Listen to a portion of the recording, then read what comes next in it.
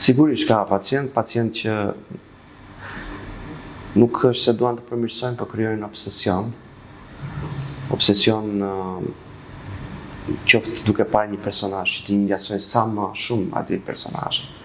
Apo qoftë krijojnë ato idetë e tyre që unë duhet të kem buzë shumë të dukshme, apo moza shumë të dukshme, apo lëkurë që shkëlqen te maze që kur delin në kamerë apo kur diku të ketë një shkëlqim. Domethënë janë gjëra, nëse ne kemi një situatë që është sa më normale afër realitetit, që kërkon një ndërhyrje minimale përse duhet bërë kjo, pse mos pritet në kohë, kur vërtet të vi kohë për të bërë.